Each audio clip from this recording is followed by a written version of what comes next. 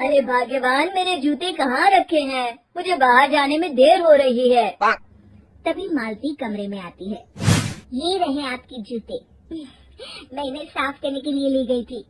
अरे वाह, तुम कितनी समझदार हो। मेरे बिना कुछ कहे ही सारे काम कर देती हो। तभी मालती झिझकते हुए रमेश से कहती है, सुनिए जी, आपसे एक बात कहूँ, बुरा तो नहीं मानेंगे ना? अरे नहीं नहीं, बेफिक्र होकर कहो। शादी से पहले मैं अपने मायके में नौकरी करती थी। मैं चाहती हूँ कि अब मैं फिर से नौकरी करना शुरू कर दूँ। वैसे भी सारा दिन घर में बोर हो जाती हूँ। देखो मालती, तुम्हारे नौकरी करने से मुझे कोई ऐतराज नहीं है, लेकिन तुम्हें एक बात बता दूं, हमारे खानदान में आज तक कभी किसी औरत ने नौकरी नहीं की। फिर भी एक बार तुम माँ से पूछ कर देखो, अगर वो तुम्हें नौकरी करने की इजाजत दे देती है तो अच्छी बात है। रमेश वहाँ से चला जाता है। फिर उसी शाम मालती अपनी सास के पैर दबा रही होती है। तभी उसकी सास मालती से कहती है, अरे क्या बात है बहू, आज तो ठीक तरह से मेरे पैर नहीं दबा रही। किसी ख्याल में खोई पड़ी है क्या? मैं भी तो जानूं आखिर बात क्या है। दरअसल वो माँ जी। अरे हाँ हाँ बोलो, इतना सोच क्यों रही हो?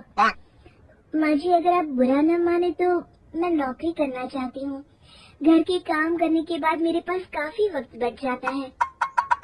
मालती की ये बात सुनकर उसकी सास गुस्से में कहती है, अरे बहू, तेरी तबीयत तो ठीक है ना? आज ये कैसी बहकी बहकी बातें कर रही है? भला हमारे खानदान में आज तक कभी किसी औरत ने नौकरी की है जो तू नौकरी करने की बात कर रही है? अरे बहू, तू क्या रिश्तेदारी में हमारी नाक कटाना चाहती है? जितना जल्दी हो सके अपने दिमाग से नौकरी का भूत उतार दे। और अब जा, जल्दी से रसोई में जा, खाना बनाने का वक्त हो रहा है। मालती मन मार कर खाना पकाने के लिए रसोई घर में चली जाती है। अगले दिन। नमस्ते माँ जी, कैसी हैं आप? अरे आओ आओ दिवाकर बेटा, बैठो, मैं तुम्हारे लिए चाय मंगाती हूँ। बहू, जरा एक कप चाय तो लेती आना। फिर दिवाकर एक फाइल खोलकर मालती की सास के सामने रख देता है। ये देखिए माँ जी, ये है पिछले महीने का हिसाब और ये रहे मुनाफे के रुपए। एक बार हिसाब देख लीजिए और इन कागजों पर अपने दस्तखत कर दीजिए। अरे दिवाकर बेटा, मैंने भला आज तक कभी तेरा हिसाब देखा है जो अब देखूंगी?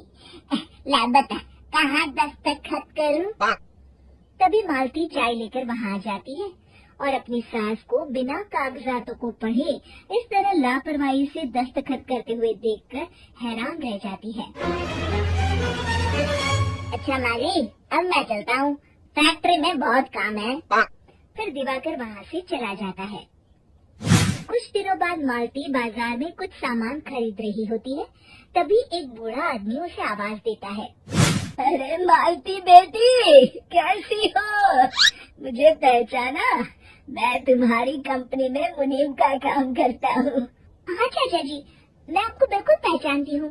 कहिए, कैसे हैं आप? मैं तो ठीक हूँ, कंपनी में कुछ भी ठीक नहीं चल रहा, यहाँ तक कि हमें ठीक वक्त पर तनख्वाह भी नहीं मिलती। ये आप क्या कह रहे हैं? अब क्या बताऊँ, आप लोग तो कभी हिसाब किताब देखने दफ्तर आते नहीं। मेरी मानो तो एक बार आप लोग दफ्तर आकर सारा हिसाब किताब देख लो, आपको असलियत पता चल जाएगी। अच्छा बेटी, अब मैं चलता हूँ, देर हो रही है। फिर वो बूढ़ा वहाँ से चला जाता है। वहीं दूसरी तरफ मालती घर पहुँचकर अपनी सास को सारी बात बताती है। तभी वहाँ रमेश भी आ जाता है, लेकिन मालती की सास मालती की किसी भी बात पर विश्वास नहीं करती। तभी रमेश कहता है, अरे माँ, बिना आग के कभी धुआं नहीं उठता। जब मालती इतना कह रही है तो हमें एक बार दफ्तर चलकर देख लेना चाहिए।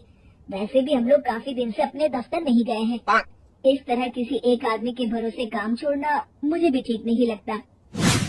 अगले दिन वे सभी अपने दफ्तर पहुंचते हैं और सीधे दिवाकर के कैबिन में जाते हैं। अचानक सबको एक साथ देखकर दिवाकर चौंक जाता है। अरे माँ जी, आप सब लोग अचानक यहाँ कैसे आ गए? अगर कुछ काम था तो मुझे एक फोन कर दिया होता, मैं आपके घर आ जाता। तभी मालती की सास कहती है, अरे दिवाकर बेटा, आज मैं हिसाब देखने दफ्तर आई हूँ। जरा मुझे पिछले 6 महीनों का हिसाब दिखाना तो बेटा। दिवाकर घबराते हुए हिसाब की फाइल मालती की सास को देता है। मालती की सास फाइल लेकर मालती को देती है और कहती है, ले बहू, देख ले हिसाब। मालती फाइल को बड़े गौर से देखती है और अगले ही पल उसे सारी गड़बड़ी समझ में आ जाती है। वो अपनी सास से कहती है, माँ जी, मुनीम चाचा बिल्कुल सही कह रहे थे। हमारी कंपनी में पिछले 6 महीनों में जितना मुनाफा हुआ है, हमें उसका आधा पैसा भी नहीं मिला। यूँ समझ लीजिए कि 1 रुपये में सिर्फ चवन्नी ही हमारे हाथों में आई है। मालती की बातें सुनकर मालती की सास गुस्से से दिवाकर को पूछती है, क्यों दिवाकर, मेरी बहू जो कह रही है वो सच है? दिवाकर समझ जाता है आज उसका भांडा फूट चुका है। वो गिड़गिड़ाते हुए कहता है, मुझे माफ कर दीजिए माँ जी, मैं पैसों के लालच में अंधा हो गया था। अरे वाह दिवाकर, तू तो एक नंबर का चोर निकला। इतने दिनों से मैं तुझ पर आंख बंद करके भरोसा करती रही और तू मुझे ही चुना लगाता रहा। अभी के अभी निकल यहाँ से और दोबारा अपनी शक्ल मत दिखाना। दिवाकर वहाँ से भाग जाता है। मालती की सास मालती को शाबाशी देते हुए कहती है, बहू, आज मैं समझ गई कि पढ़ाई लिखाई हमारी जिंदगी में कितनी जरूरी है। मैं बहुत किस्मत वाली हूँ जो मुझे तुझ जैसी बहू मिली है। शिक्षा, पढ़ाई लिखाई का इस्तेमाल सही जगह करके हम दुनिया में बहुत कुछ बदल सकते हैं।